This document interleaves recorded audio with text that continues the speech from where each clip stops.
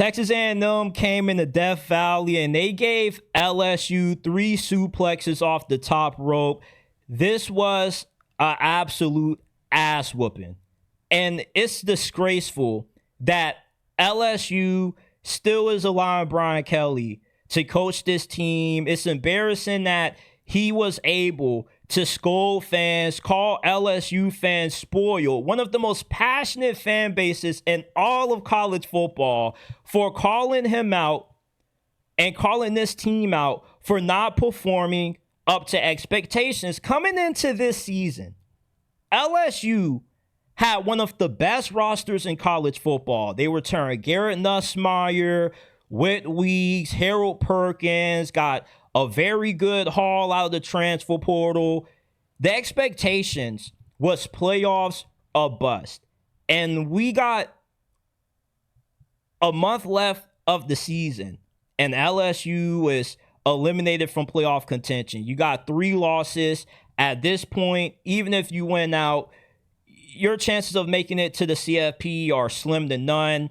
And Brian Kelly currently has a $53 million buyout. So if they fire him right now, he'll be walking away with generational wealth for mediocrity. Because that's all LSU has been throughout the Brian Kelly experience. Nothing but mediocrity and disappointment. He got carried by an all-time great quarterback and Jaden Daniels, who has been balling out in the NFL. He had Malik Neighbors, BTJ, all this talent at wide receiver, all this talent on the offensive line, and somehow LSU has yet to make it to the playoffs. They only made it to the SEC championship once. This is not what LSU paid Brian Kelly $95 million over 10 years for.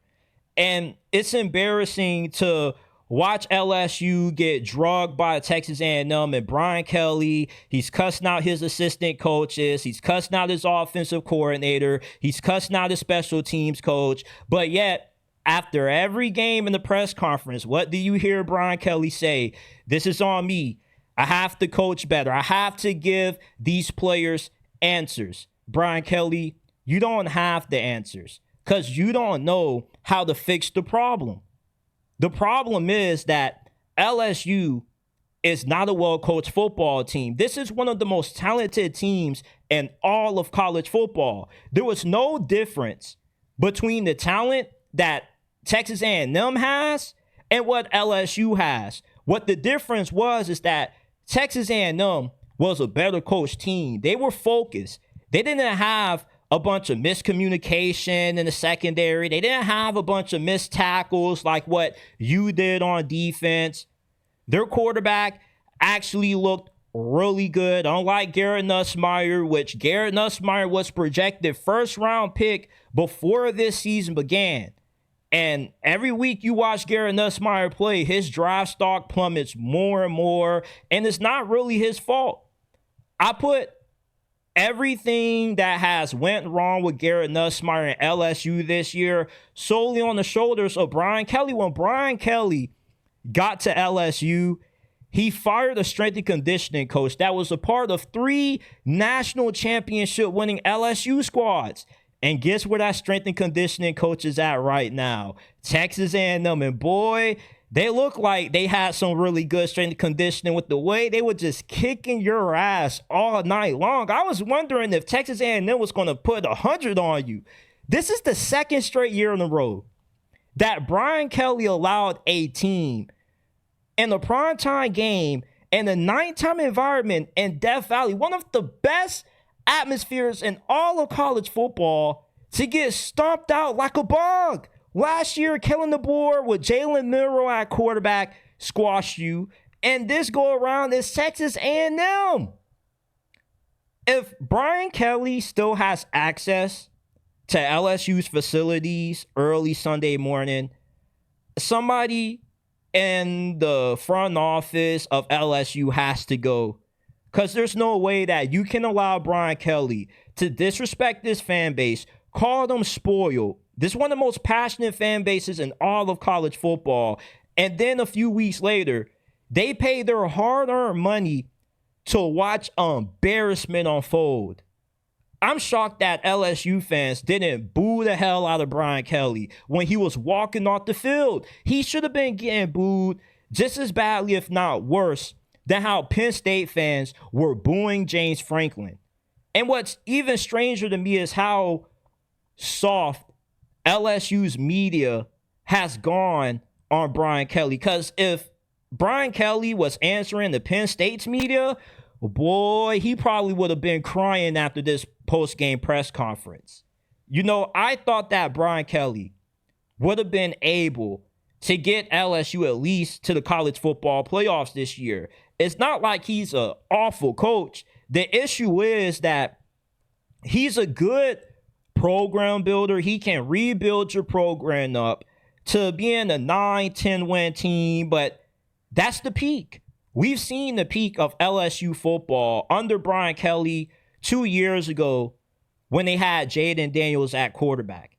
And you have a Heisman winning quarterback and you have nothing to show for it. You have all of these great first round players that you've had enter the league and nothing to show for it.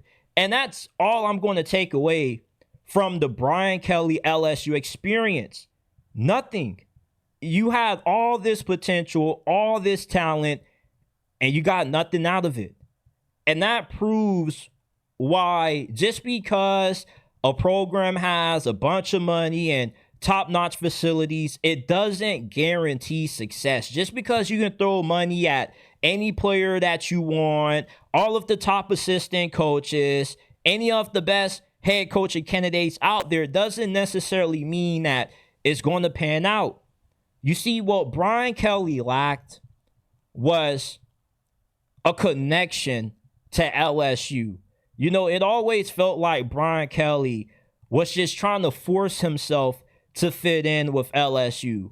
And I knew this thing wasn't going to work out when he first got to LSU and he was faking the Southern accent. I was like, Brian Kelly, what are you doing? Just be yourself.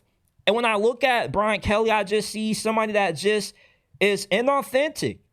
And it's a lot easier to root against Brian Kelly than it is to root for Brian Kelly, at least with Ed Orgeron.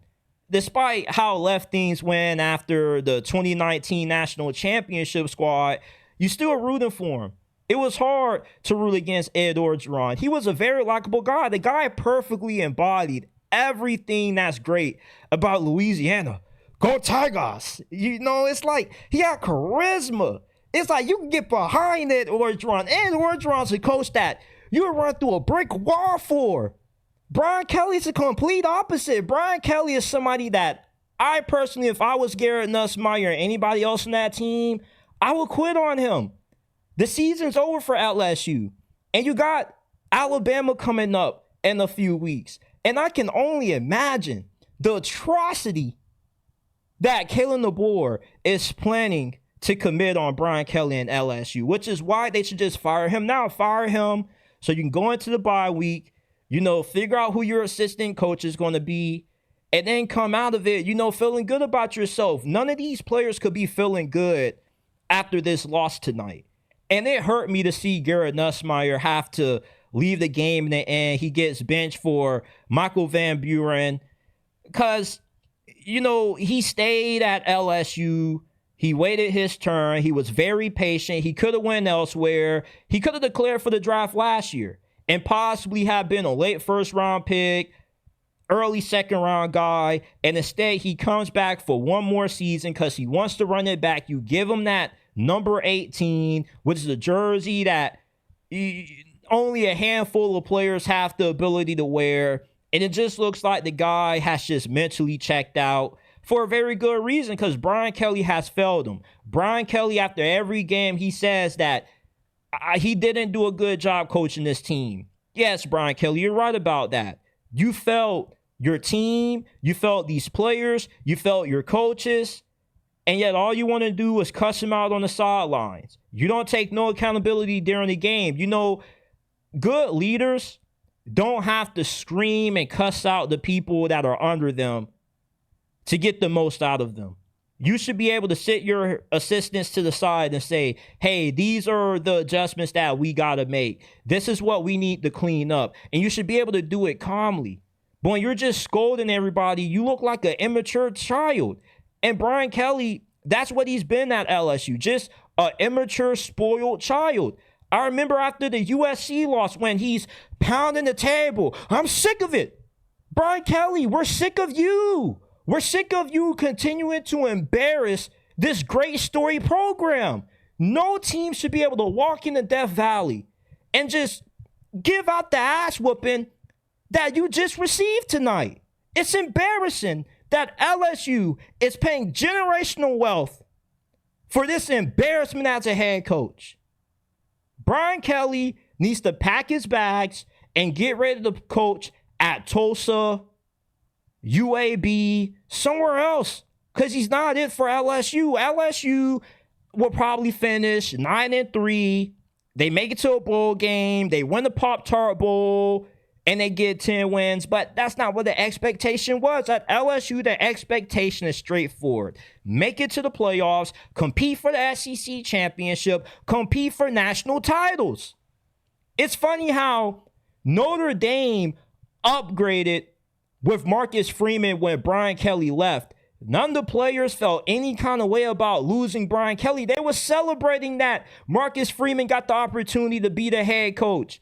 And Marcus Freeman has done in less time than what Brian Kelly was able to do in all his years at Notre Dame. Win big games, have Notre Dame close to winning the national championship. Meanwhile, at LSU, this program is just floundering on just being okay, just being good enough. And good enough doesn't cut it out of a program like LSU. It's time to move on. If Penn State paid $50 million for James Franklin to go away, then LSU should have no problem paying Brian Kelly the 50-something million that it costs for him to go away, because Brian Kelly is a cancer to LSU football. He got rid of all of the Louisiana connection that this program had when he first got there. You get rid of a beloved strength and conditioning coach, and you were just so ignorant to think that you could do it your way, that you didn't need anybody from Louisiana to win. And look what I got you.